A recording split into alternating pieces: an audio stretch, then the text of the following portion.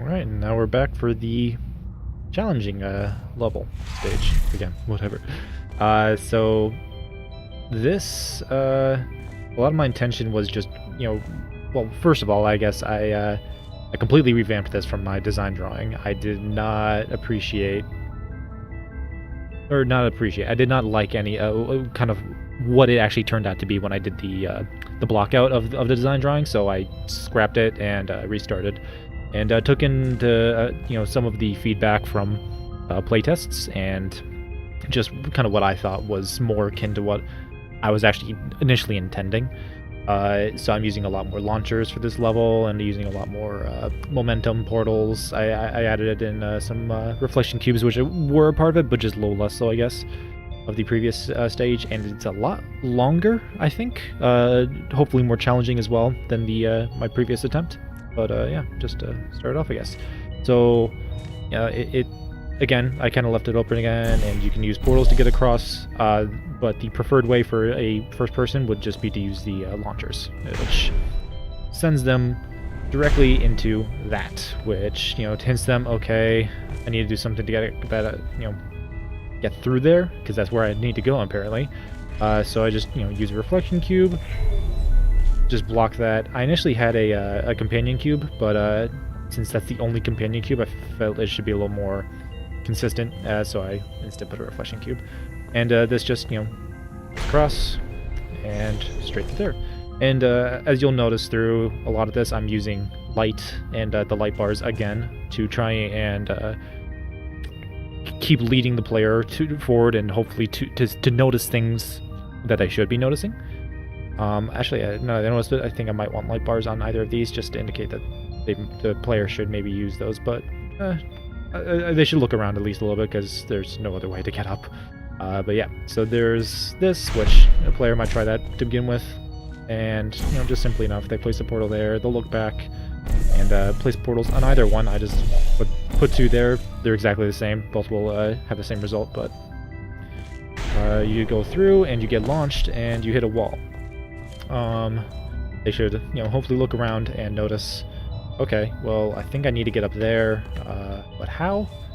So if they are, creative enough, they'll place a portal at their feet, they'll send them back up, and, oh, what do you know, they were right. Going through the process of just, getting up top and getting on there. So this, I mean, they see the laser, they see the reflection cube, and they see these two things. I hope that they can put, 2 and 2 together, that is what they need to do. And what each of these does is, when they activate them, it activates those walls so that they can use that in conjunction with the launcher, kind of similar to previous parts of the level already, and the previous level. Send them to apparently where they need to go over there. And actually, now that I think about it, I might want to put a light there. Just use a lot of lights to hopefully telegraph maybe that is actually where they need to go. That it's not just some dark pit where they'll just fall into and die. So they'll go into it, get launched. They don't really need to see where they're going because they should be safe as long as they don't move in air. I don't think they can even actually kill themselves if they do move enough in air. For this, I'm using lights to be able to see the reflection cube, because that is actually what they need. But they will see, okay, well, this is going into that, and that's not activated. That's leading back there, so that might do something back there. And lo and behold, it does actually. It removes the whatever those fields are, the rejection fields or whatever those things are called, that vaporize cubes and stop you from shooting lasers through them. Portals through them, because you would normally want to get that there while that is slanted out so that you can again go over there, but you can't while that is there. And putting your portal there does nothing because once you move it, the portal goes away. So that is, as far as I can tell, foolproof. But yeah, so they need to get this laser into that somehow. With seeing the reflection cube, that's probably the best bet. Moving towards it, they do notice, hopefully, that there's these things. They can't get through it, and that just kills it. So they don't have a good way of getting the cube out right now, unless they notice this, which sends them up and is actually the way to get back. easily enough at least. They can get back a couple different ways. I think just going to the edge they can still see that, but they can see this up here. So I guess place a portal, grab it out, or let it fall through if they catch it. And I'm just gonna put a portal back there for ease of use, and jump down, put that into there, and if they notice, it's kind of hard to tell from here, but that is gone now, so they can actually place the portal there while it's slanted out. So let's make it slanted. And there, so it swaps them out, and place these portals where they should go. That's down there is just to catch the player if they somehow get over there. There shouldn't really be much of a way, but it's, I guess, to make it to enforce so they don't have to die. But yeah, they go through, and again, they don't really have to see where they're going because they will land.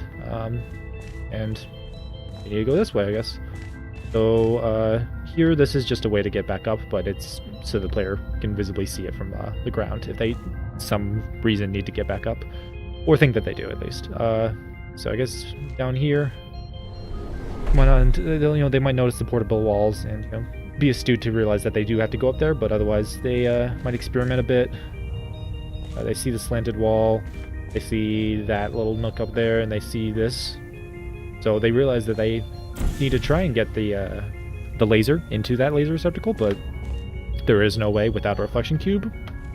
So I guess they need to try, and that brings them into there. If they're astute enough, they'll realize, okay, that's 2 and 2. I can maybe use the momentum of that. But where to go? Well, there's no real certain. Putting it down here does nothing. It just sends me into the laser. So I guess up there would be the best bet. Following that thought process, what do you know? It brings them to a reflection cube. Going across. Oh, if they follow the trail, they will notice that that opens up another portal, thinking of the same thought train, that will hopefully send them somewhere. And it does. Sends them right to the exit. I left this here if for whatever reason they wish to go back. There shouldn't be a reason to, but otherwise they can't also get here from portal means. But yeah.